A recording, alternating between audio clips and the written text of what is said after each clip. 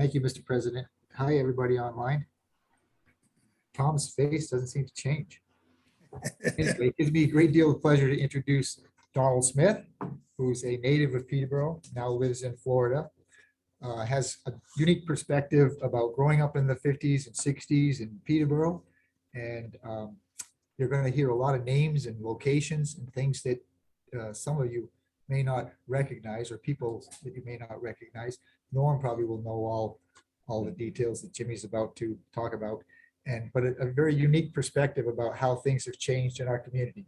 So without any further ado, I give you the better known as Jimmy Smith as our speaker for the day. Jimmy, the floor is yours.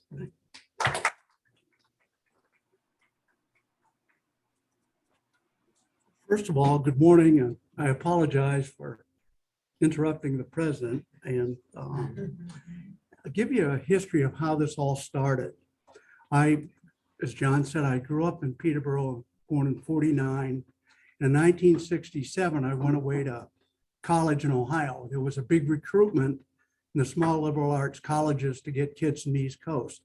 So I went, graduated in '71, but during college, I met my girlfriend who we later married.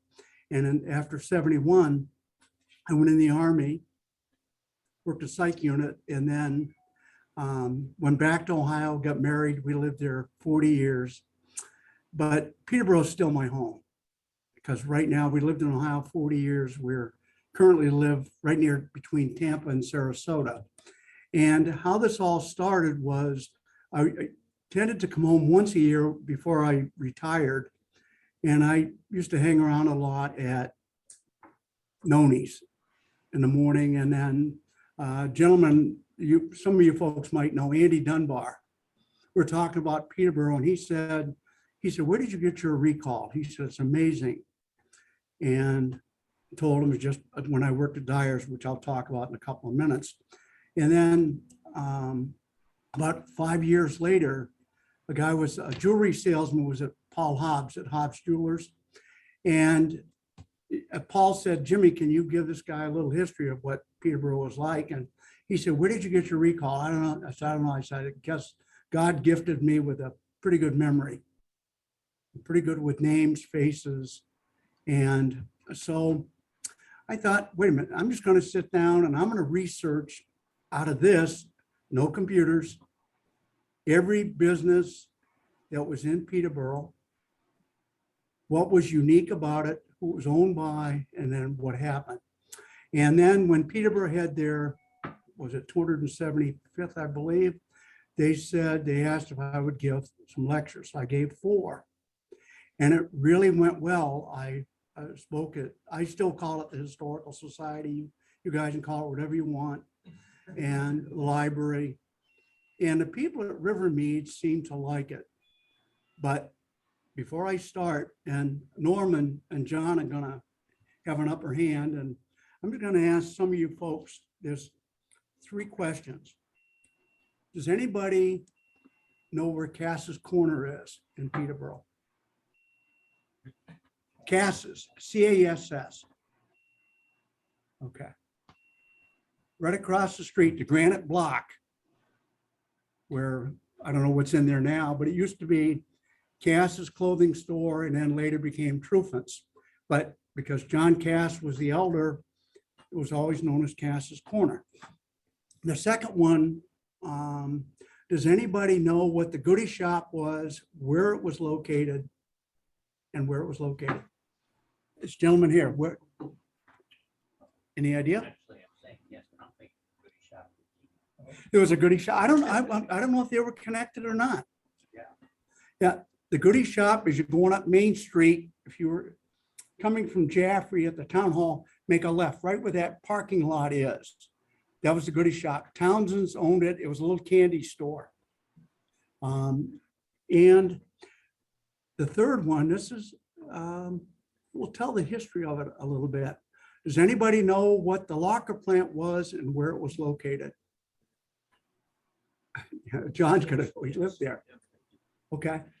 At the time, it's where Peters still, I think, still have the oil company, or A.W. Peters on Summer Street. They had an actual locker plant. that you could rent a freezer space, a freezer locker for meat. They also cut meat, because at that time you didn't have much for freezers.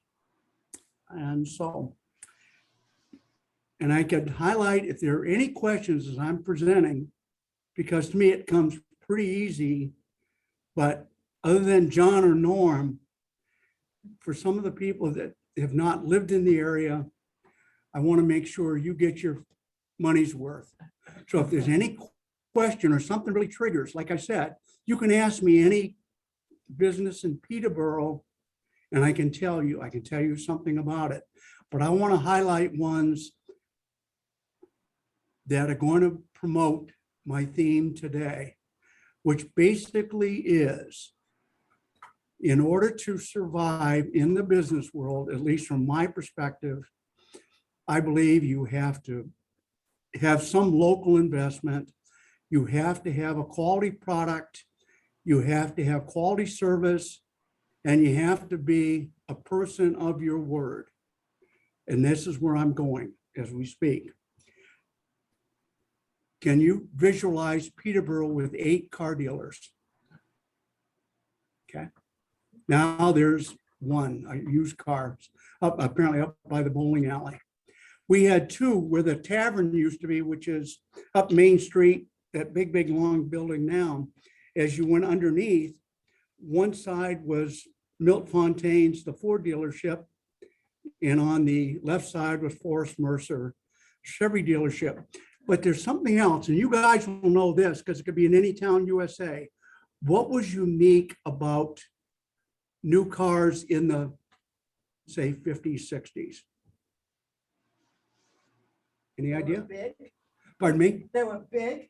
Yeah, and that was a form of entertainment, folks. We would wait because all of a sudden you kept hearing the new cars will be out next week. And then the semis would come in. These cars were all draped in some kind of a tarp. And so you'd go down and they said, yep, Thursday night. And so people would go, it's like going to the movies outdoors. And then they would lift it up. They'd lift up what they were. But the other thing, and John, I think Peterborough, Marble and Granite moved the horse that was down right across from Roy's Market. That was Durant's. That's what I remembered it as, the Esso. But can anybody know what was different in getting gas in the 50s and 60s versus today, other than the credit cards and all the other foolishness? What was different in the 50s and 60s when you went to get, whether it be 50 cents worth of gas, $2 worth of gas, or $5? Check the oil for it. A 5-point check. They checked the oil, washed the tires, was all done. And you were Yes. buying leaded gas. Pardon me? And you were buying leaded gas. Yes. Then some of you folks, one gentleman said he lived in Dublin. On the way to Marlborough, can you remember, or can you see this, that they had reused oil for sale? It was cheaper. It was in a glass jug with a metal stem that they recycled oil and sold it. But there were, as I said, there were 8 car dealers. All of them were local. Bergeron's, Lambert's, you got Hoppy's, you had Marshall Wilder. And I remember Bill Austin, was a good friend of mine, said the difference then was you didn't dicker. They would say, this is the price. I don't care if you want the car, this is what it's going to be. I don't care if it's today or you come in on Saturday, it's going to be the same price. And can you visualize in Peterborough, we had 11 grocery stores and markets. 11 grocery stores and markets. You had Shields up on the Main Street. We had Van Nuys. We had and AMP. We had SS Pierce. But the uniqueness of that, and that's the point you're going to hear me say over and over again till you'll feel like it's a broken record, all of them were local. And I look at what was unique, because I had an aunt that is deceased now, but Flora, Norm and John would know, my aunt lived to be 95, always rented an apartment. And it'd be funny, you'd see her go downtown and get a bag of groceries, and she'd walk up towards Granite Street, and it wouldn't be anything to have some person stop and say, Flora, do you need a lift to go home? But what you saw with them, good customer service. I look at Roy's Market. Can somebody, in your opinion, tell me why Roy's Market stays in business? It's expensive. Why do you think that they stay in business?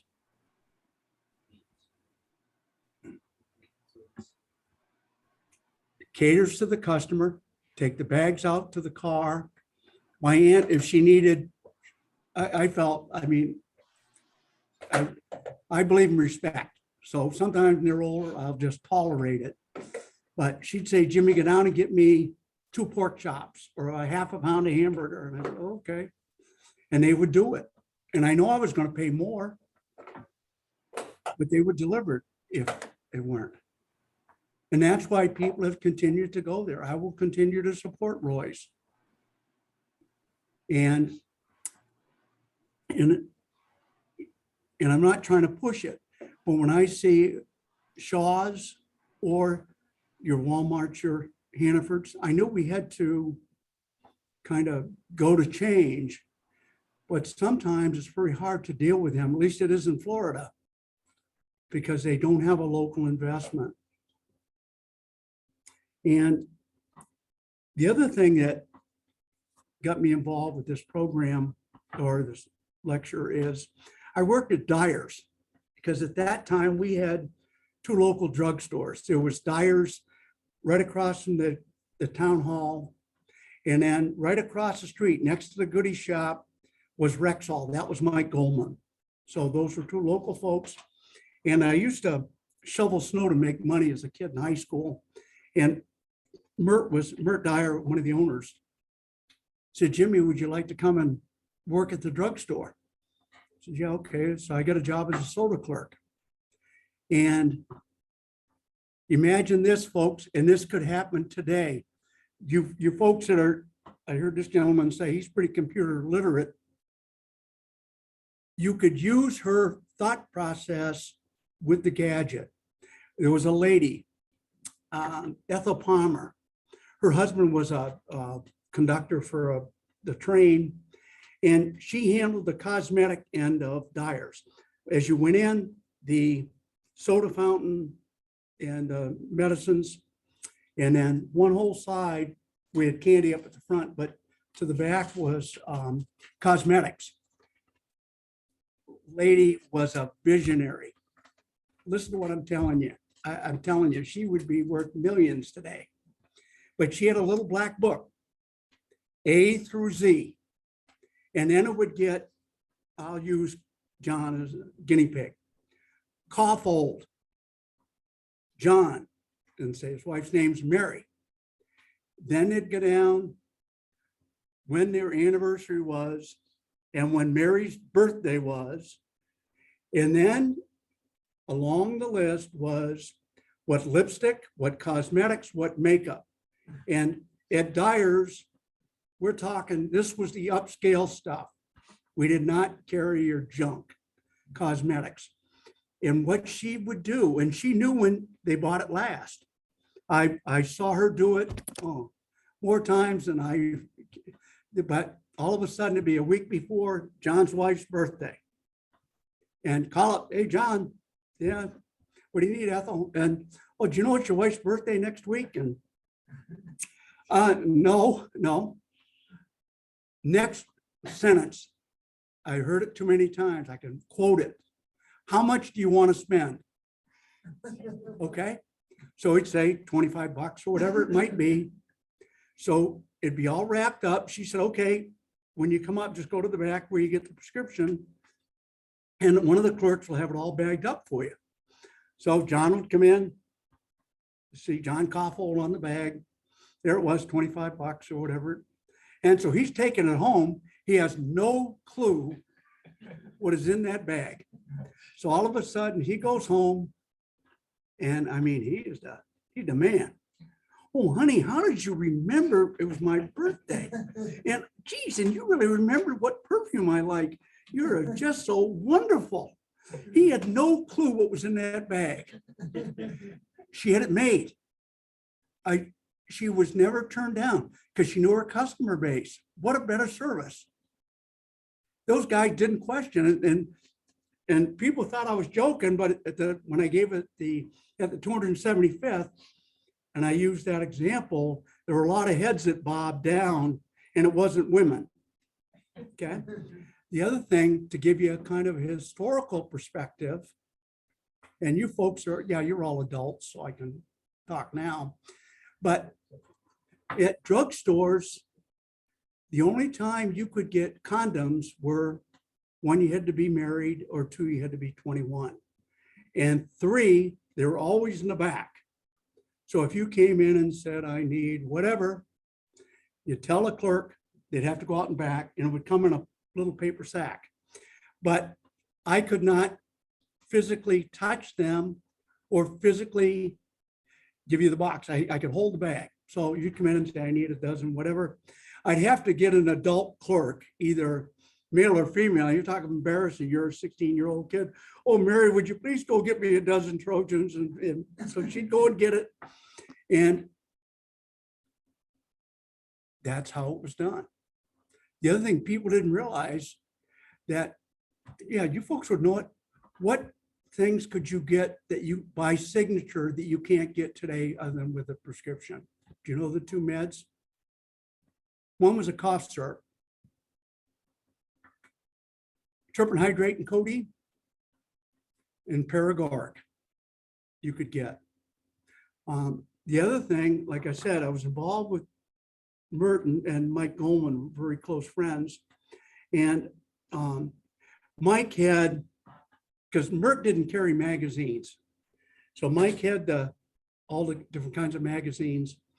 And he had Playboy, Penthouse, Cavalier, and so all the high school kids, you got to go up there and sneak a peek of a Playboy. And the women found out, and there were four ladies in town, because they told me during a lecture, she said, we got that stopped. Could you imagine being able to go into a business and telling the owner, I don't mind if you sell the magazines, but do you realize that they're young children looking at them, please put them away. And Mike moved it. That's how much it's changed. The other thing, and even in your own town, do you know what was the first ambulance in Peterborough? Yeah. Yeah, the hearse was the first ambulance. And do you know how you knew whether it was a emergency run or a pick up a dead body? Well, you better hope Mrs. Wheeler went, the owner's wife, put the right, he had a curtain on the side. Red meant emergency, and then it was gray if it was a dead body. Okay. And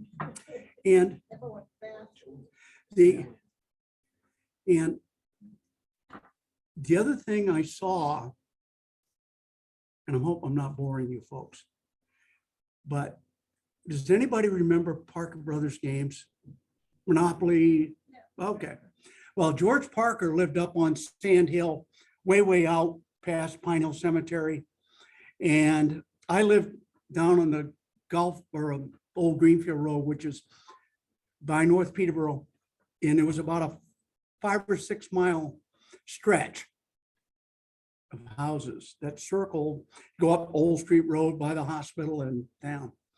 And imagine being able to do this today. Old Mr. Parker told Warren Craig, the caretaker, he said, I want kids to have a good Christmas. Would you go to Stella Sumner, who was our old town clerk? And so they went house by house, and it would say like Jones, family of 3, ages blah, blah, blah.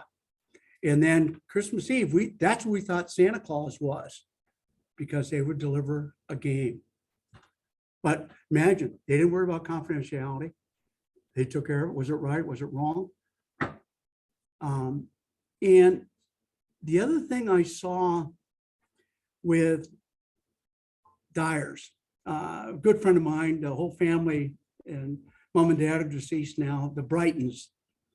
Some of you folks might have known Judge Brighton or Betty Brighton. But for whatever reason, them along with a lot of folks like Norm, John's dad, took a lot of local kids kind of under their wing a little bit without, and did it silently. It wasn't a big deal. Where you could go to the house, drop in, yeah, you know where the food is, just clean up your dish, put the food away. And I use this story because Judge Brighton came in, he always called me Smythe. And my dad, even in the, buried him, he never wore a tie. So I never learned how to tie a tie. I had to work at Dyers. He had us wear a white shirt and a tie. And Judge Brighton came in one night and said, Smythe, come with me. He said, how'd you tie that tie? I said, I don't know, Judge. And so he said, Mert, can I take him in the back? And he sat there with me until we learned it. And to this day, it's made tying a tie pretty easy for me. But the other thing was, at the Brightons, we loved it up there because, I mean, they had the money. So you got pretty good food. Okay. So there was, well, you folks might know him as Brad Brighton, but Butch Brighton was my age. It was Butch Brighton, Tommy Estona, where they owned Belmar Nursing Home. And we got done playing ball, and you're 15, 16 years old. You could eat paper as long as it had some maybe mustard on it or something. But there, so we get to the house, and there was 3 pans of lobster Newburg in the oven. Now it's funny, then it wasn't. But so all of a sudden we said, well, let's just take the first one. And so we had that thing about half wolf down, because I mean, and she came in furious. What are you guys doing? Said, well, Mrs. Brighton, you always said we could have it. She said, no, it's for some hospital, but bazaar she was getting ready for. But the point I'm trying to make is that my family was on the lower end of below average income. And I see people that my dad worked at Noon's Mill. You guys have all passed that. Were any of you here other than Norm and John that when the mill was operational? You would have been from Jaffrey. You must have seen it, Noon's Mill. No, I was Okay, out of town. all right. If those guys were living today, I'll bet you almost all of them would have cancer or be deaf. It was a sweatshop. We had that. You had Verney's up in the west. And at that time, Peterborough was a kind of a melting pot. We had Portuguese, we had Texera Food Market. Louis Texera brought in relatives from the Madeira Islands in Spain. We had French from Port Jaffrey, New Ipswich Way. So they got a lot of undereducated or uneducated immigrants that could work the mills. And it was very, very, very hard work. But, and what you saw, and I look at it, the only business that I remember that had stayed any length of time that I can, other than John's place, I'm talking about a bigger factory is like the ball bearing. They have had still some local presence. And I feel now with some of the older folks, we all were able to either get a ride here or drive here. But I feel for some of the older folks that can't. And I'm thinking men or women, where are you going to get anywhere from underclothes to good dress clothes? You're going to travel. And that's why I believe part of the change in Peterborough occurred in probably the early 60s. And please chime in, John or Norm, if you see something different. But I think there were probably 4 reasons. But the first one I noticed, I was young enough to remember, was the traffic lights by coming in by Dunkin' Donuts and outside of Peterborough. Because prior to that, you had to go through town. And then once the lights were, you could go around. And then as the factories went out, you had Noons, you had Verney's. My research has shown that people tend to buy or shop where they work or where they live.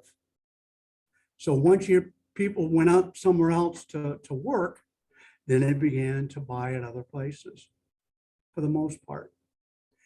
That changed. The other thing that happened, I'm going to ask you, how many phones did you folks have when you were younger in your house? One, maybe two? Now, how many phones you got in the house? So that changed. And do you folks, I know we got it in Florida, next door neighbors on the phone deal. Do you have that on the internet? Okay. It's what we used to call the party line. Anybody remember what the party line was? Yeah. Oh boy. And when I gave the presentation once, Paul Cummings was telling about his son Joe was out riding a bike or something. They wanted him to get home, so they used the party line. Keep on the lookout. If you see Joe, tell him get home immediately. Does anybody know what, except John and Norm, Milt's Tigers? That was before we had a recreation department. Okay, Milt Fontaine was a Ford dealer. He had a basketball program for kids, probably school age. I'm going to say 6 to 10 or 12, but two unique things about it. One was there's one very successful person graduated from Milt's Tigers, Dave Gavitt, coach for the Celtics, was Big East commissioner. And Larry Bishop, you look at the micro baseball. I've always, even when I was in college, I gave presentations about it. I think that, to me, the recreation departments in not only Peterborough, but Jaffrey, I applaud. I was amazed last night when I was just driving up by there. I mean, it's completely changed. But you had Larry Bishop, owned Noni's, got involved, baseball coach. Mr. Wheeler at the funeral home, Jellison, was a baseball coach. A really good, almost like a second dad of mine, Bob Basari, owned Peterborough Shoe Store. And also coached, I've kept in contact with his kids, grandkids, and great-grandkids, because we're all connected. And one of the gentlemen, I think there's a guy might be on Zoom, that used the term, and I didn't even know what it was. He kind of clued me into what I was saying. He called it social accountability. If you just remember that one thing today, then you got your money's worth. And social accountability says the people that work, live, or own in a community have an investment. One of the business guys that told me, he said the difference then and now is when he started in business, it was community over commerce. We're going to take care of the community, they'll take care of us. Now it's, I want the bottom line, and unfortunately, sometimes the community gets neglected, not always. But I see it more with an absentee landlord. When I don't know who owns it, come on. I mean, we look at Larry Bishop's, Noni's. He'd get in about 3 in the morning. A lot of the guys had either plowed the snow or worked the graveyard shift as a cop, could stop in, grab a coffee, grab a donut, always open, pay what you want or pay later. And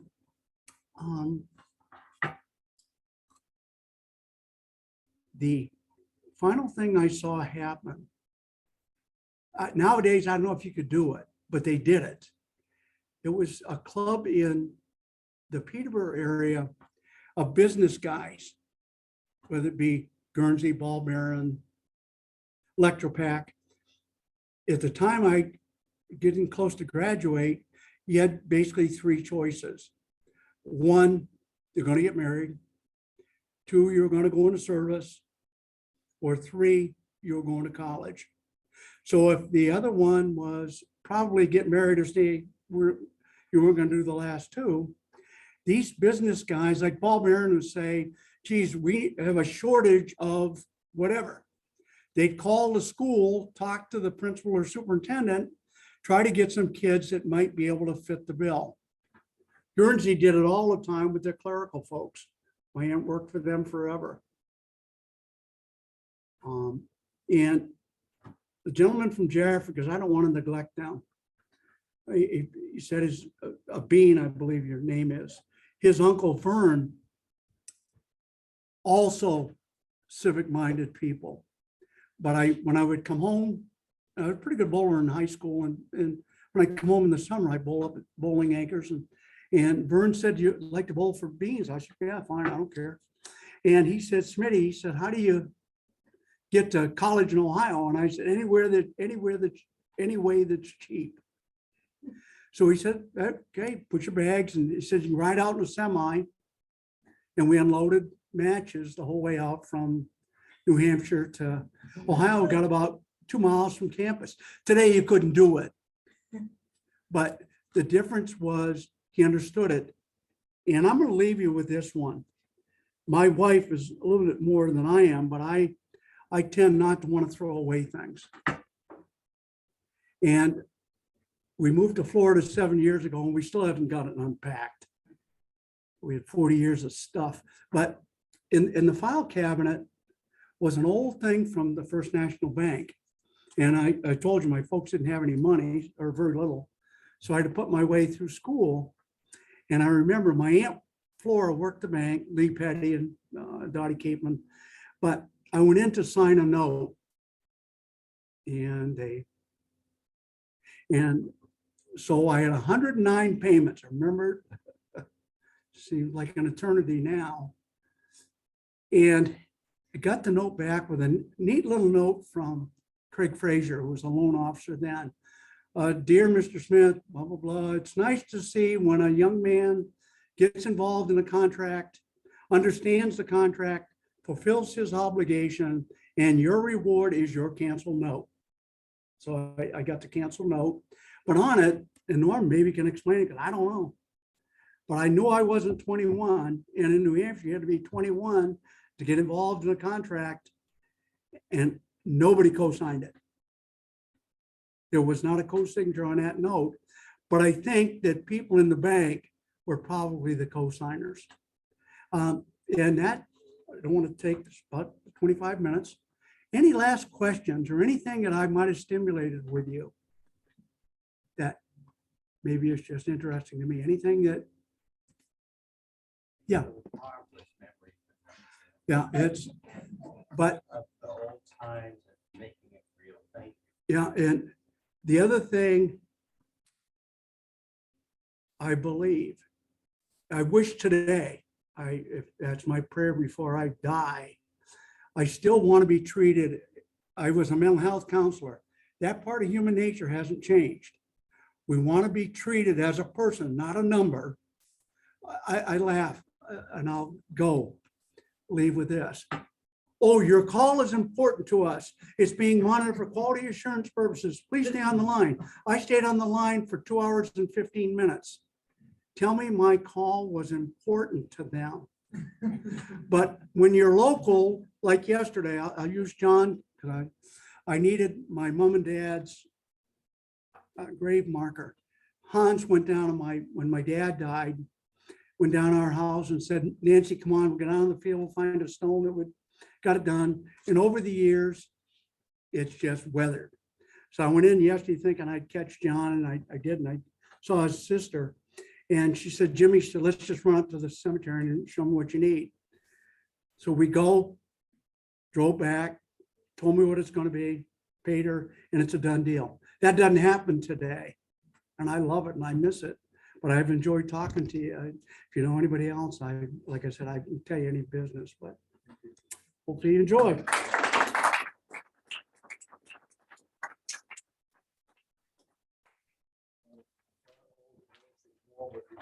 Oh, yeah. Banking days. Petty.